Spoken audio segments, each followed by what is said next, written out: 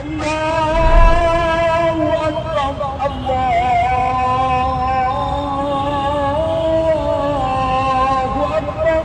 باوكم لە 1952 تا 2002 تقریبی 50 ساڵێک زیاتر لەسەر مینبەر بووە. حاجی مەلەم حەمەی حافز لە 1930 لەدایک بووە کە لەدایک بووە تووشی نەخۆشی چاوە بێت تراخما لە تەمەنی 1 ساڵانە.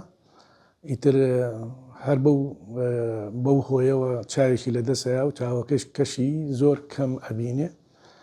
بۆیە لە تەمەنێکی زۆر گەنجی مناڵیەوە بردویانەتە مزگەوتی گەورە لای مەلاکانی ئەو سەردەما کەڵە پیاوانی ئەو کاتە قورعانی لەبەر کردووە. تقریبی بە ماوەی 12-13 ساڵێ هەموو قورعانی لەبەر کردووە.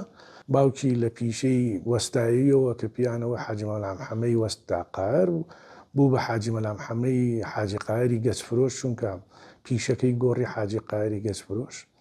ئێستا بەوە بەناوبانگە پێڵەن حاجی مەلام حەمەی حاجی قایری گەجفرۆش. باوکم لە 1952 تا 2002 تقریبی 50 ساڵێک زیاتر لەسەر مینبەر بووە لە مزگەوتی گەورە وەکو مۆزەفێک. ئەو شیعرانەی وتووە و خەڵکی سلەیمانی زۆربەی زۆریان حەزیان لە دەنگی بوو، دەنگێکی گەورەی هەبووە لەبەرەوە پێشیان ئەوت حاجی مەلام حەمەی دەنگەورەش.